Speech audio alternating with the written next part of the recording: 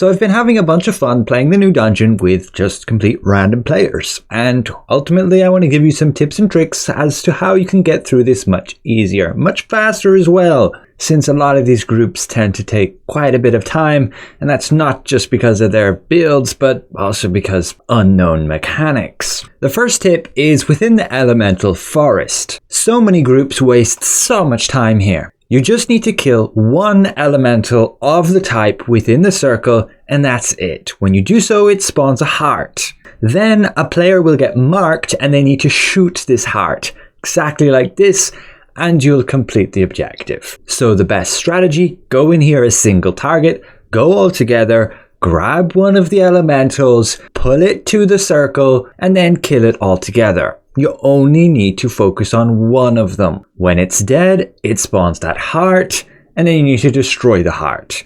You can move to the next circle already and kill the next Aragon, but you can see I got marked, and so the middle thing shot at me. And so I should have been back positioned at the first heart we just spawned to destroy that one. So it's more efficient to just stick together. We kill the water one, that spawns the water heart, and lastly we do it with the fire elementals. You don't again have to kill everything. You can see when the heart gets shot, they just despawn. Then we're at the final boss. It's very doable to tank just as a damage dealer if you have enough self-sustain and a decent healer to help you too. I'm running this Invocator build on single target with the self-sustain masteries. So a really important fact, when the boss phase is covering one half in purple and yellow and you go to bounce the ball, you have to face in the direction of the boss like this so that the ball gets bounced in the direction you were looking.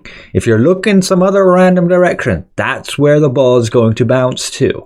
And you have to catch the ball on opposite sides to create this laser to strip away those buff stacks from the boss so you don't all die to this mech. On action mode, if you're not aware, you can hold right click and your character will always face in that direction. If you're not a tank, stay behind the boss. If you are, make sure to block this fury attack, and you have this purple circle which is going to throw you up in the air if you don't move out of it quick enough. Then you have this wrath attack, and after that one you always have the pink orbs. Simply move away. They're never targeted at the tank, so as long as you don't have somebody near you, you're fine. But yes, you need to break those orbs, otherwise the people might die. What you see here is I lost threat. So now the boss does back-to-back wrath attacks because the boss's target is outside this little circle here. You can see who the boss is targeting up here. That's a pretty neat feature now. The boss will stop doing those fury attacks when you get within the area. With the phase where somebody gets petrified,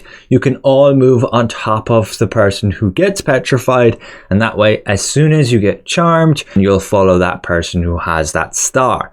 Ideally you split up and one person goes clockwise, the other stay counterclockwise, and that way you don't stack on top of each other and kill each other when it explodes. You can see an example of that here. They're all together, and then as soon as you see the timer on the star, they explode, they all take loads of damage. And if the healer wasn't on the ball to keep them alive, or they didn't have enough defense stats, they would just die.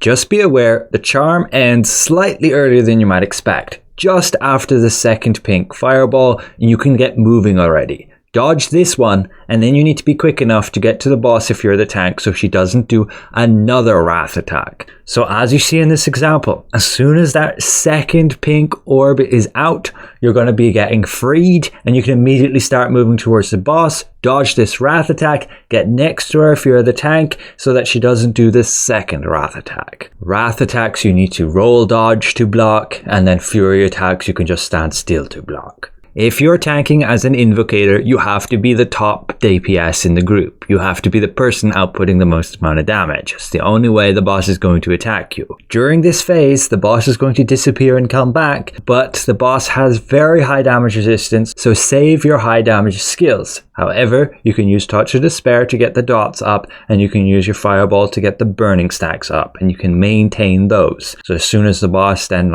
explodes and she's finished this phase, you can then start using your big damage abilities Again, as for the petrification phase, you can keep dealing damage while standing on top of the person who is petrified. Try and use your fireball just before you get charmed so that you could put the burning stacks on the boss and try to maintain those. And that's it for your new 4-star dungeon. Good luck on your earring drops. I'm personally just going to sell the traits while the prices are high, and I will eventually use the one that gives wisdom. Do be aware there is some incentive to go back to the 3-star dungeons, especially if you don't have the combat power yet for the 4-star dungeon. You can take advantage of the new accessories that they've introduced to the loot tables. They've also added different armor pieces like the Vanguard sets now here, amongst a whole lot of other stuff. But that's it for this video. I hope some of these tips helped you out, and thanks for watching. We'll see you guys around.